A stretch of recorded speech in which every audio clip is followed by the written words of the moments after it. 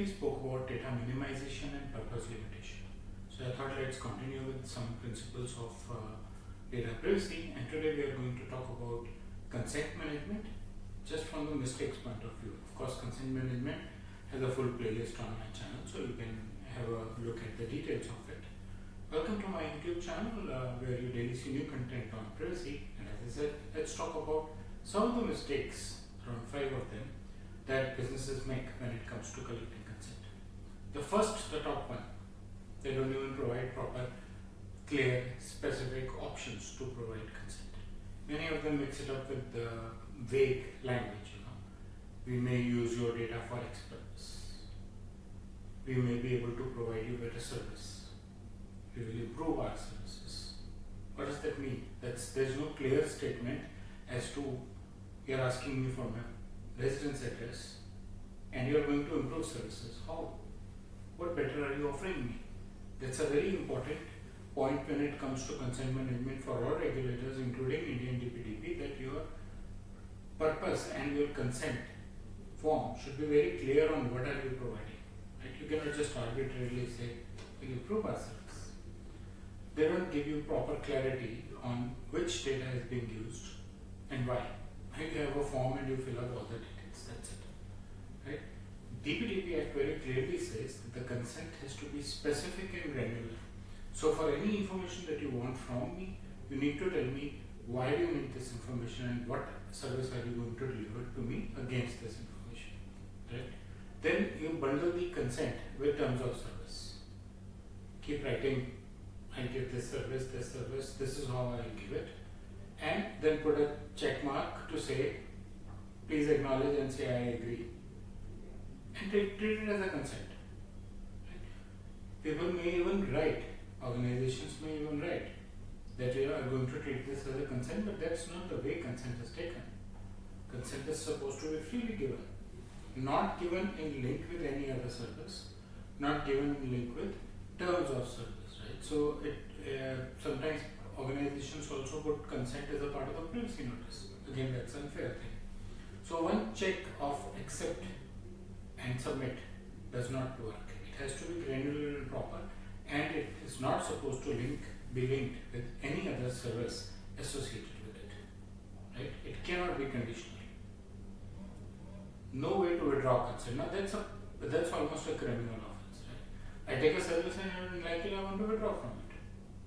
DPDP Act is very clear on this. Right? So withdrawal should be as smooth as providing consent. There has to be clear options published through emails, through website, maybe privacy notices. DPDP Act says as a mandate that withdrawal of consent should be as easy as taking the consent. Then we come on to pre-ticked options again, For example, like you see in this, yes, please sign me up for newsletters, and that please sign me up for newsletters pre-ticked. Now many a times we read a lot of things and just move on to the next screen without even realizing that something is pre-ticked and is taken as if you have given the consent. That's an invalid way of taking consent, by the way, when it comes under data privacy. Users can click accept without reading, and therefore that is not taken as a consent. Consent has to be active and affirmative. User has to decide. You may warn him that you have not given me the consent.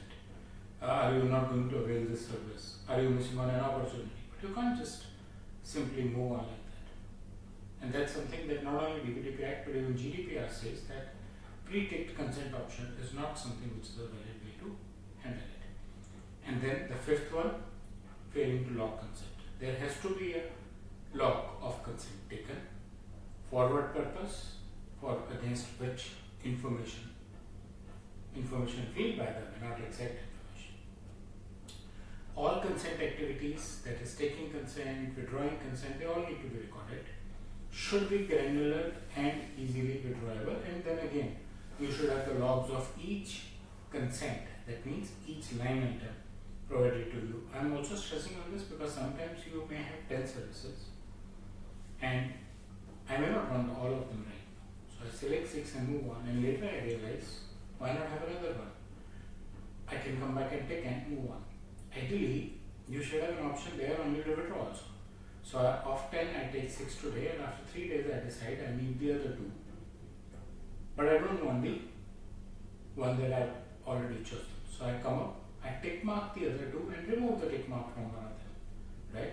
And it would be as simple and plain for me that it's easily done. And all this gets recorded. Therefore, if there is a dispute, you can always say, see, this is how you came in on this date, chose these 6 things, you came in on this date, you added these 2 things and removed this one, right? DPDP Act says maintaining audit trail is mandatory. How would you justify in the court that consent was obtained? As a summary, as a wrap up, you should use very, very simple and clear language, giving clear choices, granular options, real choice and user control. Let me decide what I want, what I don't want. Make withdrawal of consent as easy as the process of giving the consent, and avoid bundling consent with anything else, any other option at all. Let the consent be free and lawful, which is the most important thing when it comes to privacy, because if consent is not taken care of properly, then what privacy is? Then you are collecting my data and doing whatever you want without seeking my permission, then what is privacy, right? So consent has to be treated on topmost priority when it comes to data privacy. Maybe a combination of consent and purpose limitation works well, and therefore, and on the other side, optimizing your resources through data minimization and storage limitation. A good consent builds good trust and keeps you compliant. So be very, very careful with this. That's about the common mistakes that people make while collecting consents. I hope you like the content of the video. Please press the bell and the like icon. Subscribe to my YouTube channel and share your feedback in the comment section.